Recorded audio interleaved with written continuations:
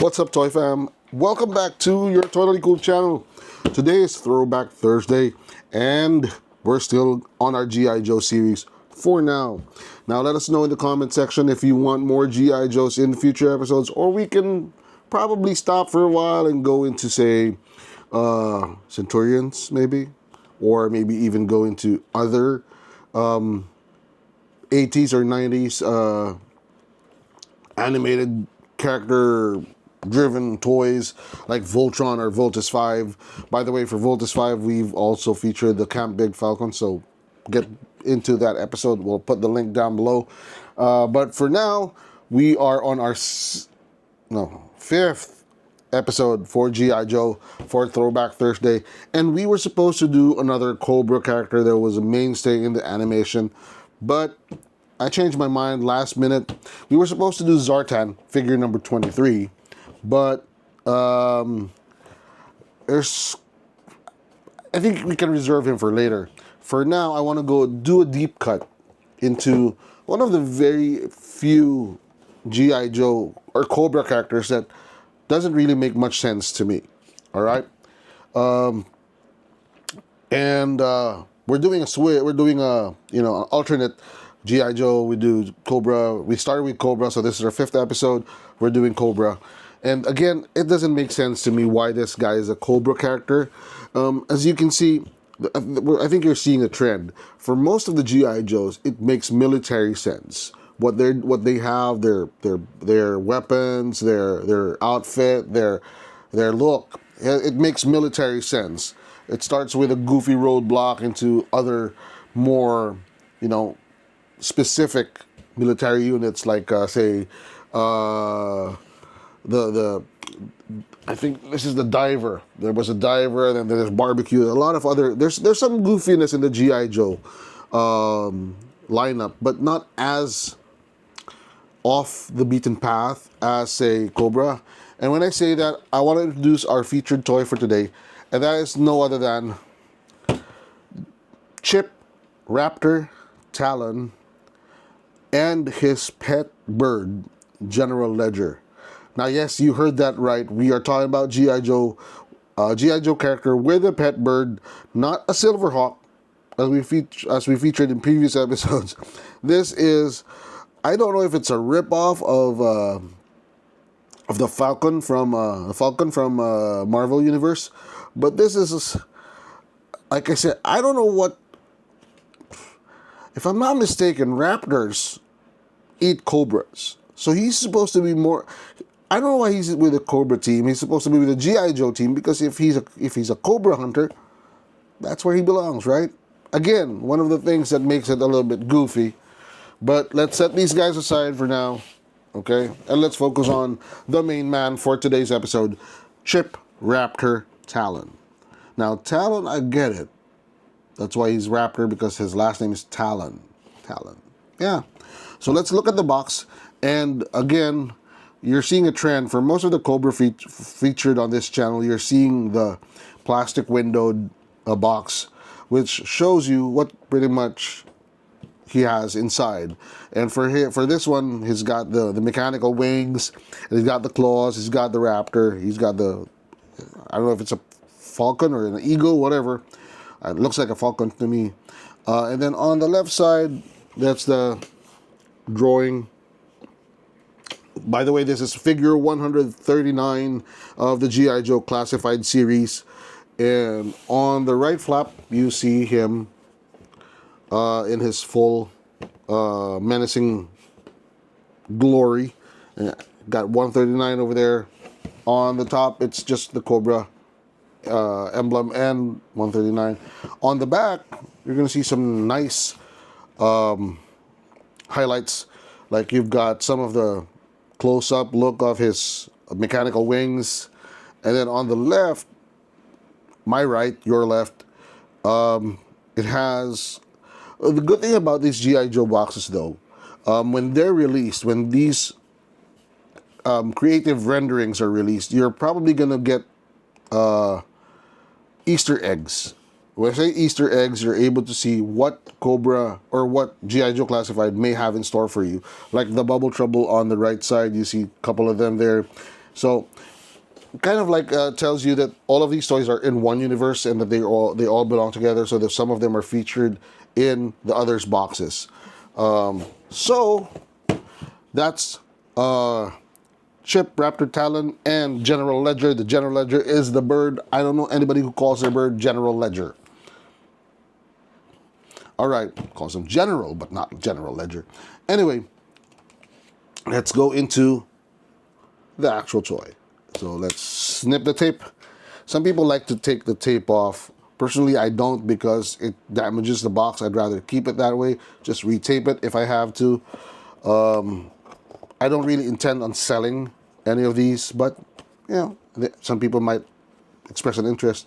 By the way, one of the cute things about the Hasbro boxes, you've got these, I don't know what you call this, but this is what you use to hang them on the shelves to avoid, to maximize the space so that it's better they're hanging. So let's open them up. Why do you always have a box where you just kind of damage this part? Why can't they just open smoothly? I don't know. That's just me. Okay, so there you go. Opening him.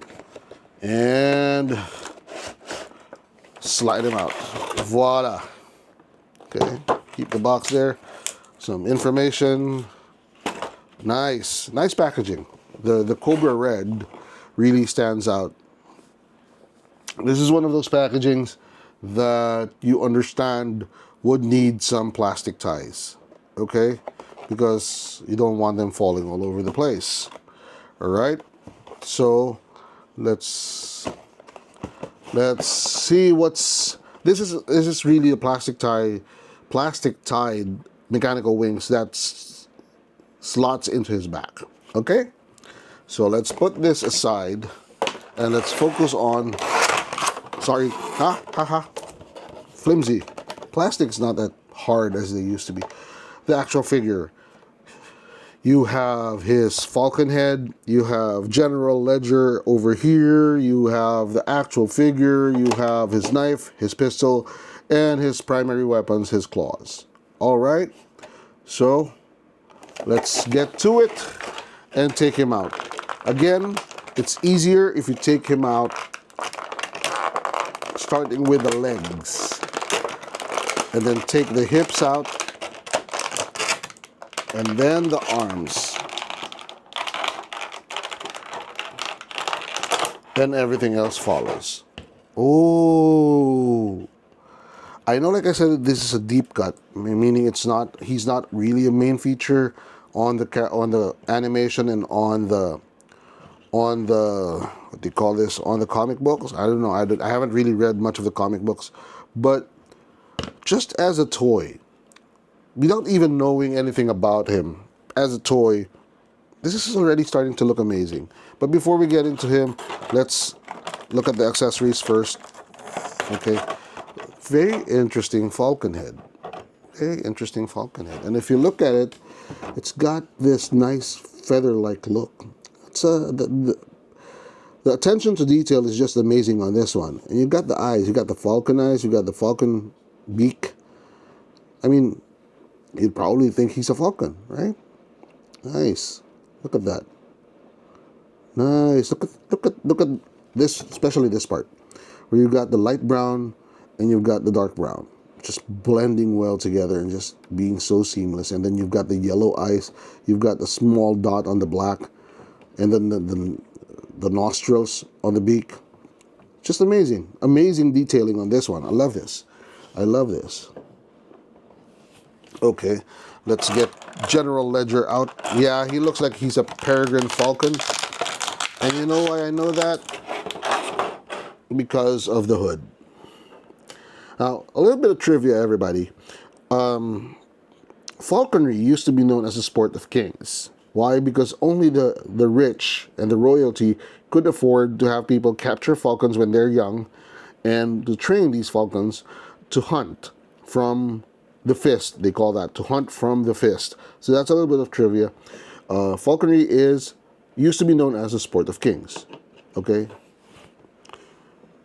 So he doesn't... Oh, he can stand. He can stand.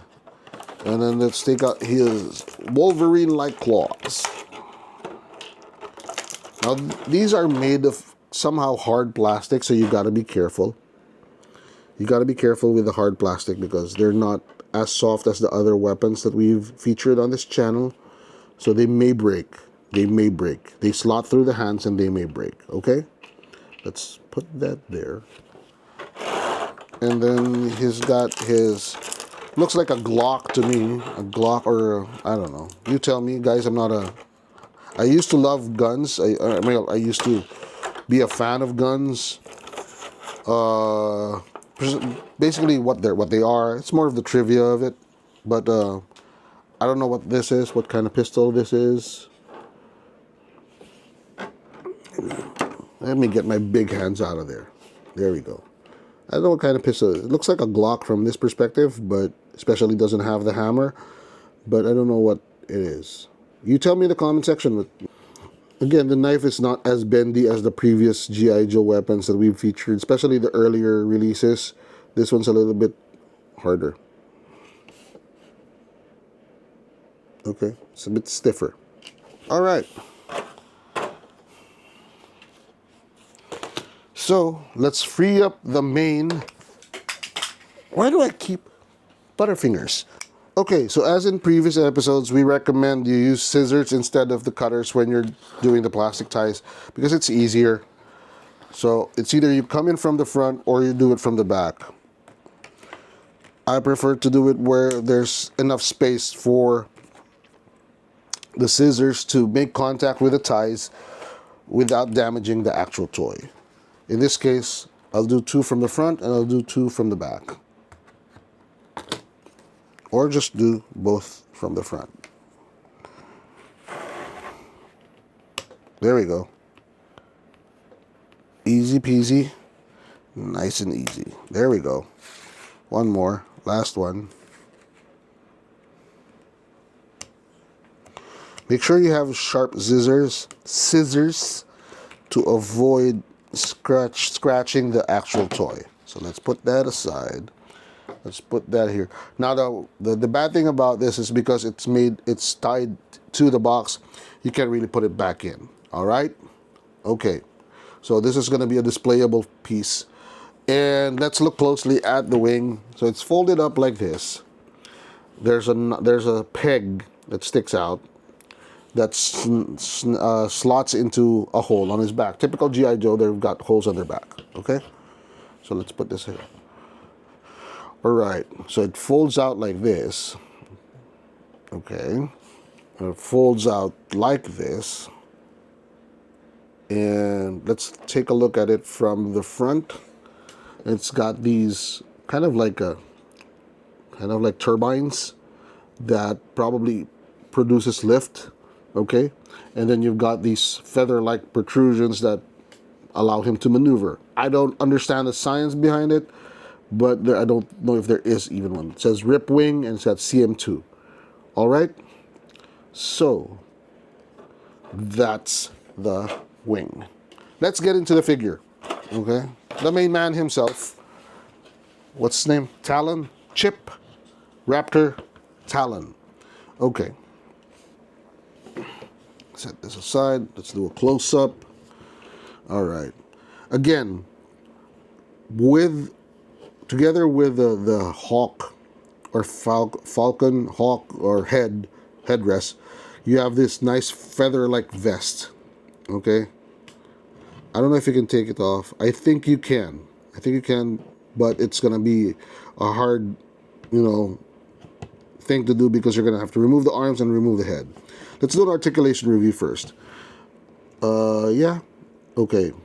There we go. One of my pet peeves just popped up right out of the gate. He's supposed to be flying, right? He's supposed to be able to look forward. On a prone position, he's supposed to be able to look forward. He can't. Why? Because he's got this bad case of the, I don't know what you call this. I don't know. He's got this hair sticking out. I don't know. There's a hairstyle that you call that. I don't know. Put it in the comment section. Anything I miss out on, guys, make sure to put it in the comment section. Now, Okay, articulation wise, he's got the ab crunch, typical of the GI Joe. You got the waist twist. Okay, waist twist, impeded by the belt section, normally happens. Now, the shoulders do come out really, really nicely, and he's got these. My favorite part of the GI Joe is the pinless elbows. All right, the pinless elbows. There we go. It's double jointed, and you've got the bicep twist, bicep hinge, and then you've got the arms. You've got the wrist. Wrist action is perfect. He also has these tattoos. Looks like tribal tattoos on his biceps. Same thing with the left. And a good accent of this one is that the feather accent goes through the entire figure. Okay, it's got them on the on the elbows. It's on the boot. Okay, and then the tribal tattoos also come up front, and then you've got the back. Okay, so I don't know if it goes all the way through the figure if you remove the vest. Let's see if we can do that. There we go. Remove the head.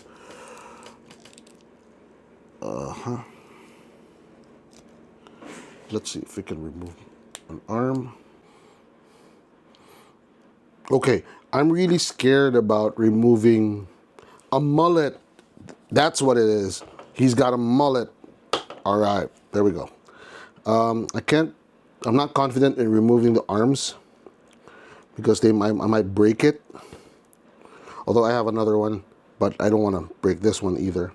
So let me just show you. The tattoos go all the way up to the back. Okay, and they go all the way up to the front. Okay, so the whole chest and the whole back has tattoos. Let's put the head back on before we traumatize any of our viewers. There we go, pops right in. Now his holster is not molded into the waist, okay? It moves, you can remove it. So you just have to slide it really firmly on his waist so that the pistol holster slides into that. And let's put the pistol in. There we go. There we go. Slides really well. Okay, it's a functioning holster.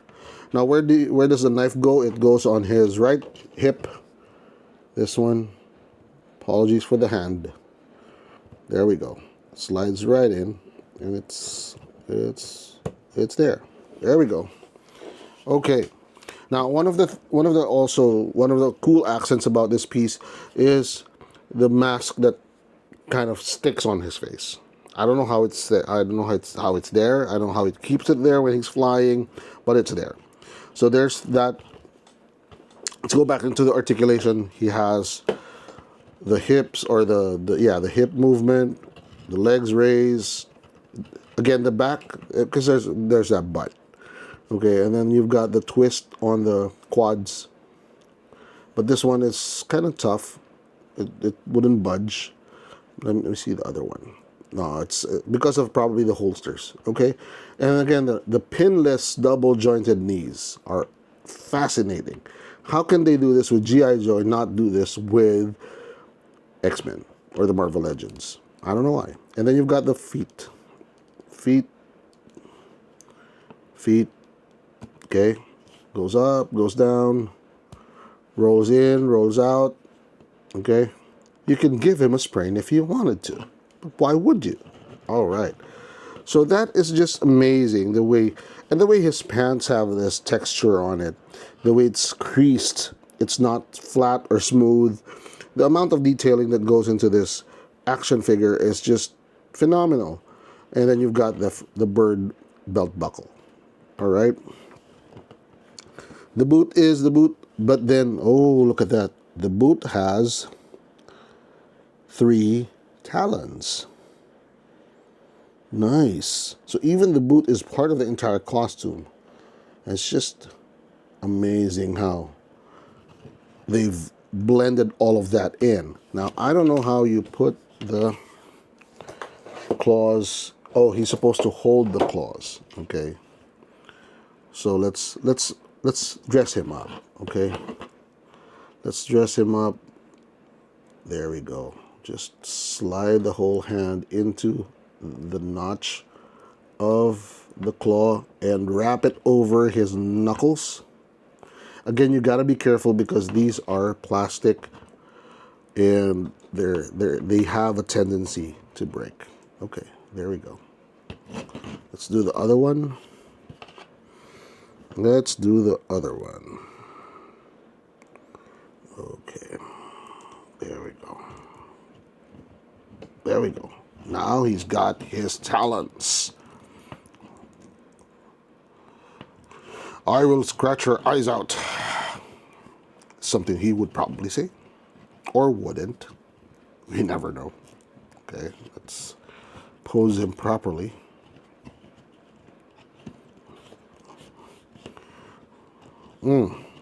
What is wrong? Why can't... Okay, there you go. All right. So what's next? Let's do the headrest. It's easy. Just plop it right in. Let's plop it right on. His head goes in, and he's got that look. Is that a... All right, and finally, the slot on the back. You got the peg. Just put it in, stick it in, and there you have him. I like him. I like this figure. Good thing about these wings is that they've got hinges. They've got hinges, so you can do it like this. You can fold it up. Oh, you can fold it. I don't know if they can fold together. Yeah. Wow. That's a nice way to pose him. Although it does affect his balance a little bit. Let's put that headrest on. It does have an effect on the balance of the figure, but you can just manipulate the legs to make him stand. Okay. If you want him streamlined, this is how it goes. If you want him a little bit more, you know, magnificent and just raring to fly, you can do it this way. Okay, there we go. Lift it up, and then this part goes down. That. There's a lot of articulation on this accessory alone. You've got 1, hinges up, 2, 3, 4. You've got 4 articulation points on this accessory alone. And that is just amazing, the amount of detail they've put into this. There we go. I think if I was going to put him on my shelf, this is how I will pose him.